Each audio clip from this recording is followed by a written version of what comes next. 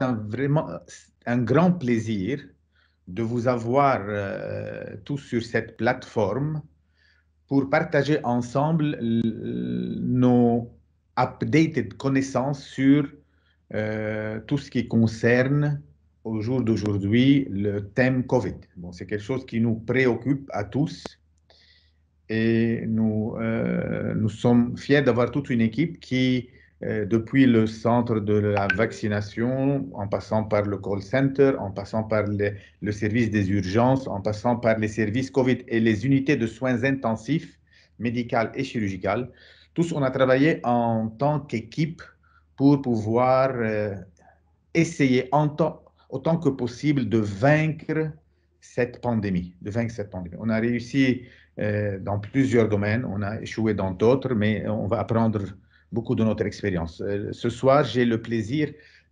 d'ouvrir ce webinaire par une speaker éminente que j'apprécie personnellement beaucoup. C'est Dr. Rémi Dao. Donc, il va nous parler un petit peu, elle va prendre un thème de Benefit Risk Decision Making in Vaccinology. Donc, comment vraiment, parce que toute la journée, on est sollicité par les patients, on nous demande tout le temps des questions concernant est-ce que je dois faire le vaccin, quel vaccin je dois faire, etc. Je pense que Dr. Rémi Dao va pouvoir un peu nous orienter comment répondre à ces personnes. Rémi, le plateau virtuel est à toi. Je vous remercie pour m'avoir invité à ce webinaire. Au fait, je vais parler de la balance bénéfice-risque en vaccinologie. Il existe des preuves irréfutables sur les avantages de la vaccination comme l'une des interventions de santé les plus efficaces et rentables connues. Malheureusement, les risques liés au vaccin suscitent l'attention du public plus que l'efficacité, malgré le fait que l'évidence scientifique montre que les vaccins ont moins d'effets secondaires que les médicaments thérapeutiques. Au fait, l'opposition au vaccin existe depuis bien longtemps, depuis que les premières ligues anti-vaccination se sont mobilisées pour l'opposition à la vaccination contre la variole au XIXe siècle. Et l'un des plus grands défis est de répondre à la prolifération des informations trompeuses sur les vaccins. Pour y répondre, nous avons un seul argument, c'est la balance bénéfice-risque. Je vais faire un point tout d'abord sur la balance bénéfice-risque des vaccins en général avant d'aborder les vaccins anti-Covid. Quels sont les bénéfices des vaccins? Alors, vous le savez tous, l'éradication qui est possible quand il n'existe pas de réservoir naturel. Ceci est le cas de la variole qui a été éradiquée, de la poliomyélite type 2 éradiquée donc d'une façon globale. Polio 1 et 3 en voie d'éradication, la rougeole qui a été éradiquée des Amériques, la RER de la Finlande et le Hib des pays de l'Ouest. Sur le plan de l'individu, c'est la protection en pré et aussi en post-exposition, comme certains vaccins, vous le savez, l'hépatite B, la rage, hépatite A. À l'échelle de la société, c'est une prévention de 6 millions de décès par an. Ça permet aussi de diminuer la sévérité de la maladie quand la protection totale n'est pas possible. Et cette protection est, comme d'ailleurs pour les vaccins anti-Covid actuellement, une sterilizing immunity, comme par exemple pour l'hépatite A qui a une efficacité de 90% contre les infections asymptomatiques, vaccin HPV, protection complète. La fameuse herd immunity que vous connaissez tous, qui est la protection de la population. Est-ce que vous voyez le PowerPoint? Oui. Est-ce que vous arrivez à voir les diapos? Non, on voit seulement la première diapositive. On est toujours bloqué avec la première diapositive, le titre bénéfice. C'est un problème de connexion parce que là, je suis à la 5e diapo. Ah. Rémi, essaye d'enlever la vidéo et laisser la voix. D'accord. C'est fait.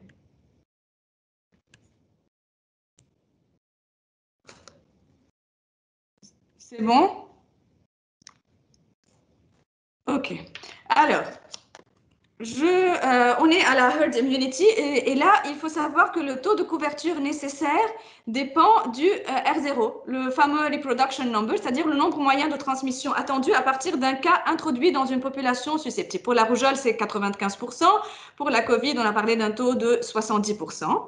La vaccination permet aussi de prévenir certains cancers, donc hépatite B, cancer du col avec le vaccin vaccin du HPV, hépatite B et adénocarcinome du foie.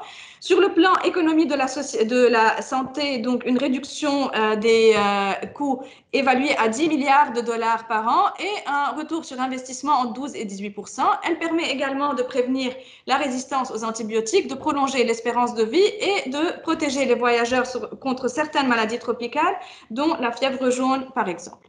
Ceci dit, il existe des effets secondaires qui font peur aux patients, mais qui n'ont pas de preuves scientifiques ou de base scientifique, comme par exemple RER et autisme, et le rapport qui a été publié en 88 a été discrédité. Au fait, il n'y a aucun lien, aucune étude épidémiologique qui a trouvé un lien entre RER et autisme. De toute manière, c'est une affection qui est déterminée génétiquement et qui prédispose l'enfant à l'autisme bien avant l'âge de vaccination contre la RER qui est de 1 an.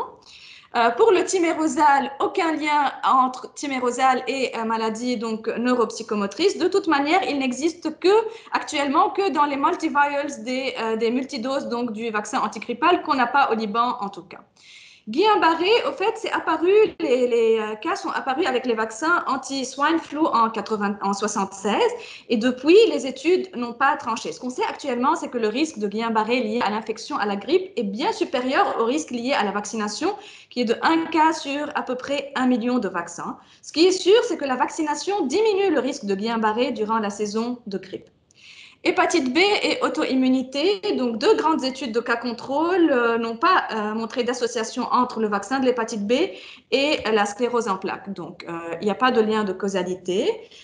Pour l'aluminium, pas de lien de causalité non plus avec les maladies neuropsychomotrices. Le vaccin contre le HPV est un vaccin qui est safe aussi, qui ne prédispose ni à l'insuffisance ovarienne primaire, ni à la tachycardie posturale orthostatique, et ni au complex regional pain syndrome.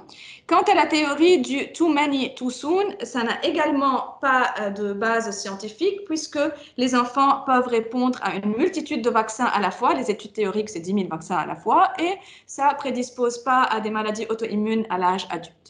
Ceci dit, les vaccins ont des effets secondaires qui existent vraiment, qui sont démontrés, qui sont dans la plupart des cas des réactions locales ou même des réactions systémiques qui sont légères à modérées. Une petite nuance pour les réactions locales, plus l'aiguille est longue, moins on a d'effets secondaires locaux. Les vaccins contiennent également des allergènes, d'où la nécessité d'un interrogatoire rigoureux pour pouvoir prévenir les réactions allergiques chez les gens qui sont connus allergiques, comme par exemple la néomycine, la gélatine dans le vaccin de la varicelle, la RER. D'une façon générale, les réactions anaphylactiques sont évaluées à une réaction pour 1 million de doses. On va voir avec le vaccin anti-Covid le taux qui a été démontré. Pour les réactions graves, elles existent aussi, mais la balance bénéfice-risque est toujours favorable à la vaccination, comme le PTI 1 pour 20 000 doses de vaccin anti-RER, les convulsions fébriles 8,5 pour 2000 doses.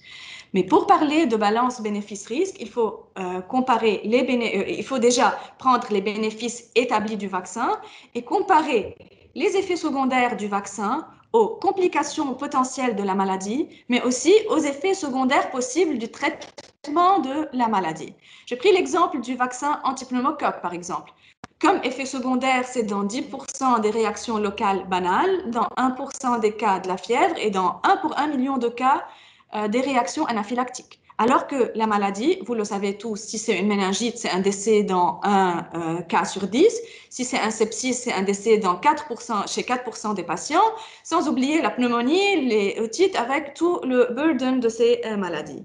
Si on prend aussi les effets secondaires du paracétamol et des antibiotiques nécessaires au traitement des maladies dues au pneumocoque, on voit clairement que la balance bénéfice-risque est favorable au vaccin anti-pneumocoque, ce qui est le cas pour tous les vaccins recommandés, tous les vaccins qui ont reçu l'approval et donc qui ont eu l'autorisation de mise sur le marché, dont les vaccins anti-Covid que l'on va détailler tout à l'heure.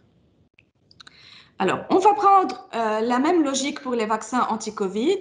J'ai pris les données donc d'efficacité et de sécurité de la phase 3, ainsi que les données de la real-life data qu'on a actuellement et les données de pharmacovigilance pour démontrer que la balance bénéfice-risque, elle est vraiment en faveur de la vaccination. Alors, je vais laisser à mes collègues le soin de détailler les vaccins suivants. Mais ça, c'est un tableau qui résume efficacité et safety de la phase 3. Je vais prendre les vaccins que l'on a sur le marché libanais actuellement. Donc, pour le vaccin Pfizer, vous le savez tous, c'est une efficacité de 95% qui commence 7 jours après la deuxième dose, d'après la phase 3. Pour le vaccin Sputnik, c'est 91% d'efficacité après la deuxième dose, soit 28 jours après la première dose. Le vaccin AstraZeneca, donc, overall efficacy de 70%, 14 jours après la deuxième dose. Mais là, il ne faut pas oublier que l'outcome, le primary endpoint, c'était le fait d'attraper la COVID ou pas. Et ce n'était pas donc la réduction de mortalité ou des complications. Et vous savez que si on modifie le protocole, ce qui est fait actuellement, l'efficacité augmente et peut aller jusqu'à 90%. Pour le vaccin Sinopharm, 79%. Quant aux effets secondaires dans la phase 3, c'était le plus souvent des réactions locales ou des réactions systémiques légères à modérées. Il n'y a pas eu d'événements graves dans la phase 3 ou statistiquement significatifs dans la phase 3. Ça, c'est une diapo qui résume un peu la phase 3 de Sputnik que l'on va avoir prochainement sur le marché libanais. Et il y a eu aussi une efficacité de 87,6% 14 jours après la première dose, d'où la discussion actuelle. Donc, est-ce qu'il faut se limiter à une dose ou pas? Pour le moment, c'est toujours 2 doses. Qu'en est-il de l'efficacité et de la sécurité post-marketing? Alors ça, c'est une étude en Angleterre qui a comparé une population de personnes âgées qui ont reçu soit 2 doses du vaccin Pfizer, soit une dose de AstraZeneca parce qu'ils n'avaient pas eu le temps d'avoir la deuxième dose. C'est une efficacité donc, qui est similaire pour une dose de Pfizer, une dose de AstraZeneca. Donc, en gros, c'est une efficacité similaire de à peu près 60 à 70%, 28 jours après la première dose. Une dose de Pfizer a permis de diminuer le risque d'hospitalisation de 43% et le risque de décès de 51%. Là, on parle d'une seule dose. Pareil pour une seule dose de AstraZeneca.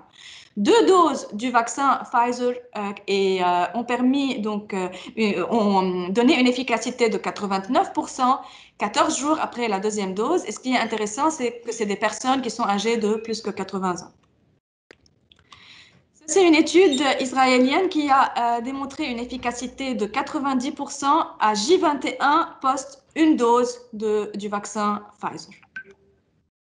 Qu'en est-il de la sécurité? Donc là, j'ai pris les données du Vaccine Adverse Event Reporting System et là, il ne faut pas oublier que ce n'est pas une plateforme qui permet d'établir des liens de causalité, c'est purement descriptif. Alors, aux États-Unis, après 13,8 millions de doses administrées, il y a eu 4,7 cas donc, de réactions anaphylactiques. Il n'y a pas eu de risque statistiquement significatif pour les effets graves, c'est-à-dire on parle là d'encéphalomyélite, on parle de PTT, on parle de convulsions, de myocardite, d'AVC, etc. Au Canada, 5 vaccins sont approuvés pour le moment, donc Pfizer, Moderna, AstraZeneca, Covishield, le vaccin indien et Johnson. Et là aussi, la balance bénéfice-risque est favorable à la vaccination avec un taux de 0,009% d'effets secondaires, d'effets secondaires graves ou serious.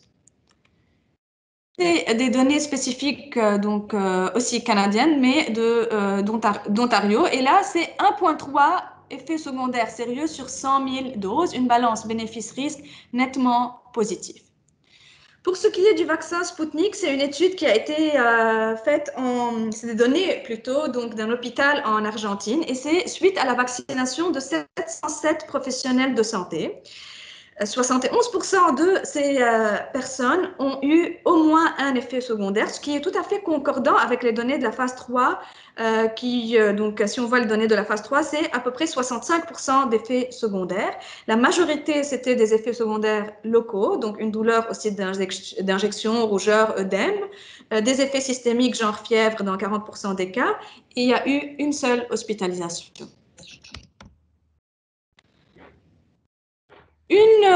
Quelques données sur la grossesse, donc safety, donc chez les femmes enceintes, et ça c'est spécifique pour Pfizer et Moderna, c'est donné également du VAERS. Il y a eu au total 30 494 femmes enceintes qui ont reçu les 2 vaccins, donc 16 000 à peu près pour Pfizer. 51% au premier trimestre, 31% au deuxième et 19% au troisième trimestre. Et les outcomes ont été similaires à la population générale des femmes enceintes. Donc, il y a eu des fausses couches, mais c'était un rate qui était inférieur au background rate. Ceci est aussi valable pour les autres complications de la grossesse. En résumé, donc 73% des femmes enceintes ont rapporté des effets de réaction locale ou systémique, et celles qui ont eu des complications, c'était pas statistiquement supérieur ou statistiquement significatif si l'on compare ce risque ou ces effets secondaires à la population générale. J'espère que j'ai répondu donc aux questions concernant la balance bénéfice-risque. Mes collègues vont détailler donc cette même balance bénéfice-risque, ces mêmes données d'efficacy et de safety pour chacun des vaccins anti-Covid. Je vous remercie. Merci, docteur Rémy. Donc,